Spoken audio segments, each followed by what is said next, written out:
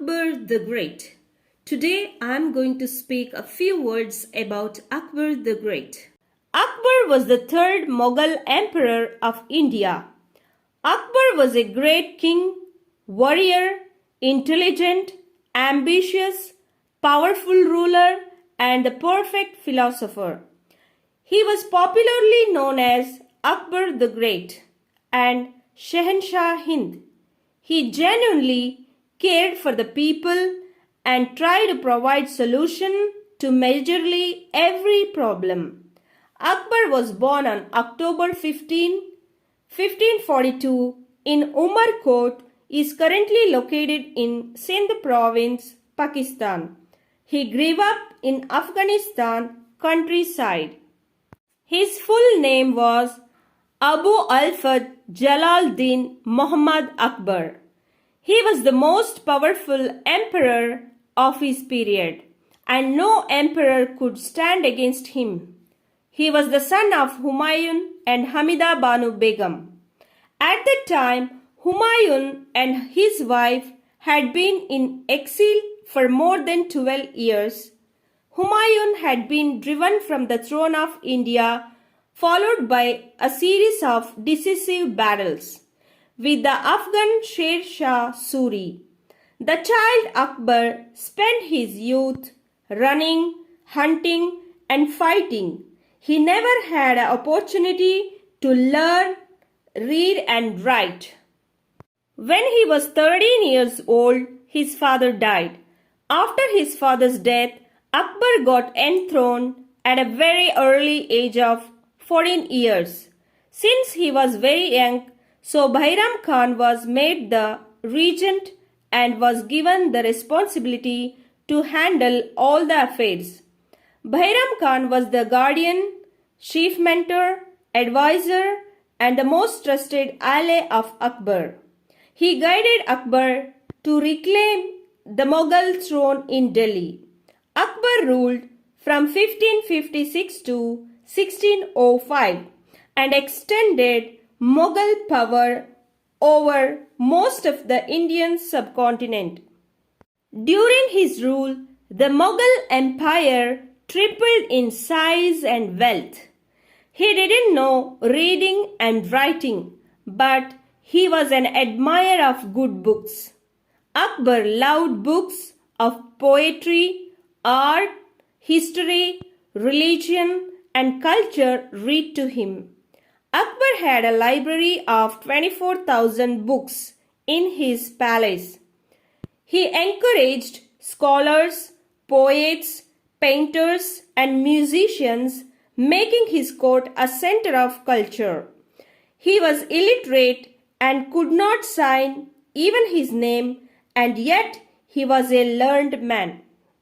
Akbar knew so many languages that helped him in administration and in making relations with others very easily. Akbar was a sort of mystic dreamer and visionary. He never an orthodox Muslim. He believed in universal toleration in the matter of religion, so people of all faiths enjoyed full freedom of conscience and worship. Akbar created a special religion called Deen-e-Ilahi to respect Hinduism and Islam. Deen-e-Ilahi, the religion of God. He desired to achieve peace, unity, tolerance in his empire. Deen-e-Ilahi was an elite, eclectic religious movement formulated by the Akbar in 1582. The idea was to combine Islam and Hinduism into one faith, but also to add aspects of Christianity, Zoroastrianism, and Jainism. Akbar's memory was sharp and excellent, and he could remember things, events, and narrations for a pretty long time. Akbar's mentality was very secular. Akbar was very emotional and analytical. Akbar had 9 gems called Navaratnas. The 9 gems were the 9 extraordinary members in the court of Akbar, also known as Navratans. The 9 gems were Birbal, Tansen, Abul Fazl, Faizi, Raja Mansingh, Raja Todarmal, Mullah do Piaz, Fakir Aziaddin, Abdul Rahim Khan. Akbar's 9 gems gave him advice on political, religious, and administrative matters. These 9 gems held some very significant offices during the rule of Akbar. The 9 gems were Muslim as well as Hindus. Akbar had a very wise advisor and a main commander named Birbal. The most noble wife of Akbar was Jodha Bhai. She was a Hindu Rajput's queen. A fabulous palace was built for his wife Jodha Bhai in a honor, and it was the largest residential palace in Fatehpur Sikri, also known as Jodha Bai Mahal. Akbar was succeeded as emperor by his son Prince Salim, later known as Jahangir. Akbar got the title of Shehenshah, meaning King of Kings, because of his bravery, fearlessness, and kindness.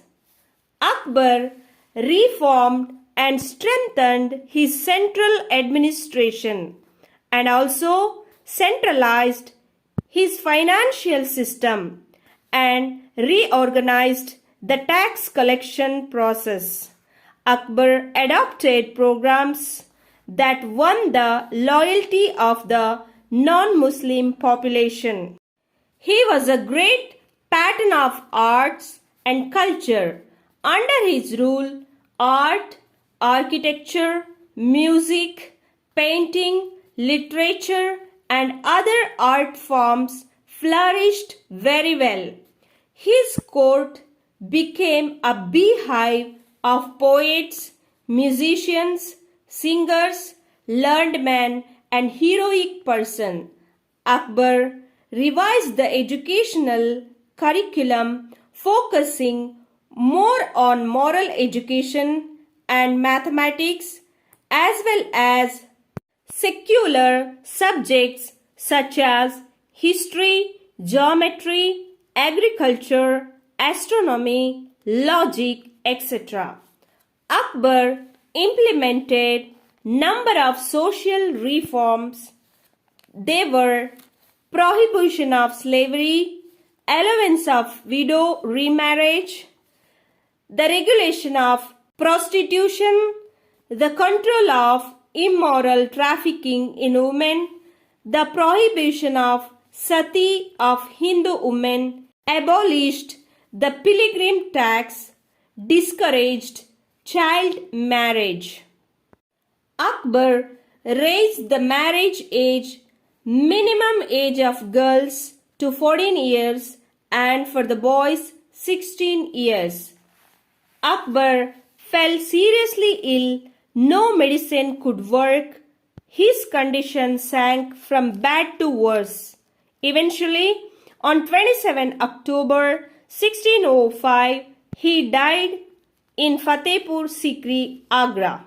His body was deposited in a magnificent Muslim tomb at Sikandra near Agra. Akbar's rule was glorified not only by the wealth of learning and culture, but also by his administrative skills, bravery, and wisdom. The great ruler was always concerned for the well-being of his subjects.